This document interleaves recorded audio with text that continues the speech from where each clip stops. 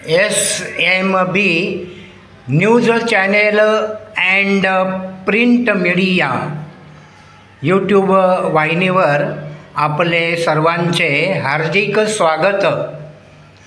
अत्यंत मौल्यवान सुवर्णलक्षी बातमी।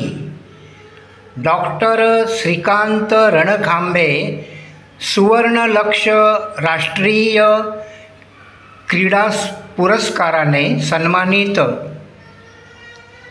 मेजर ध्यानचंद केंद्रीय क्रीडा परिषद भारत आयोजित राष्ट्रीय क्रीडा दिन नुकताच राजाराम बापू नाट्यगृह इस्लामपूर जिल्हा सांगली येथे माजी आमदार भगवानराव साळुंखे महाराष्ट्र केसरी 1978, आप्पासाहेब कदम, ऑलिम्पिकवीर बंडा पाटील रेटरेकर, पोलीस अधिकारी गणेश कोंडते या प्रमुख मान्यवरांच्या उपस्थितीत संपन्न झाला।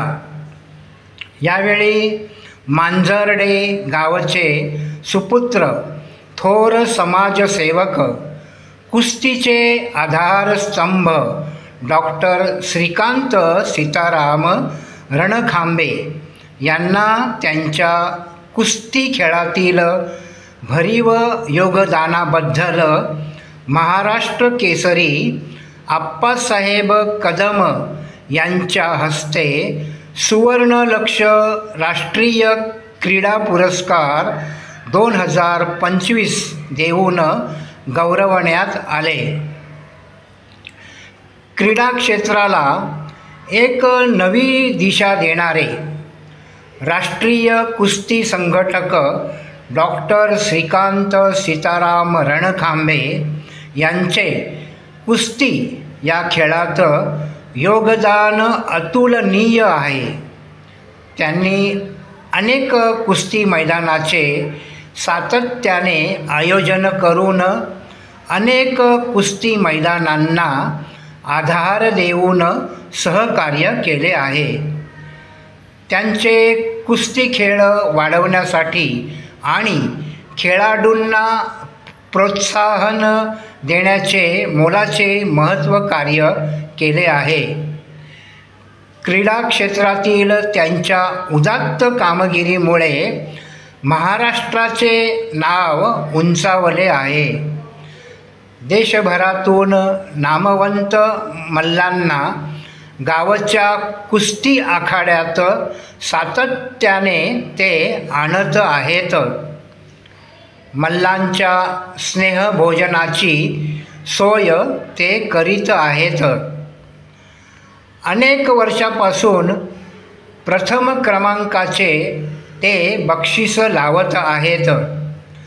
अनेक मल्लांच्यावर ऑपरेशनचे मोफत उपचार करून त्यांनी आपली सामाजिक बांधिलकी जपली आहे। शिक्षण, वैद्यकीय, सामाजिक, क्रीडा आदी अनेक क्षेत्रात त्यांचे भरीव योगदान आहे। त्यांना राष्ट्रीय पुरस्कार मिळाल्याबद्दल सर्वांना आनंद झाला असून राणा प्रताप क्रीडा व्यायाम संस्था, दिनकर दादा युवा शक्ती, RR Patil education trust, Raje Umaji Naik मंडळ, नवतरुण बौद्ध विकास मंडळ, बौद्ध विकास मंडळ मुंबई, कवी कट्टा ग्रुप कल्याण मुंबई, रमाबाई महिला मंडळ, बौद्ध साहित्य परिषद महाराष्ट्र राज्य सह जिल्ह्यातून मोठ्या प्रमाणात अभिनंदनाचा त्यांच्यावर वर्षाव होत आहे। यावेळी देशभरातून क्रीडा क्षेत्रात भरीव कामगिरी करणाऱ्या मान्यवरांचा पुरस्कार देऊन सन्मान करण्यात आला. अध्यक्ष विठ्ठल कालेल, सुभाष भंडारे आदीसह मेजर ध्यानचंद केंद्रीय क्रीडा परिषद भारत यांच्या पदाधिकारी आणि कार्यकर्त्यांनी कार्यक्रम यशस्वी करण्यासाठी प्रयत्न केला.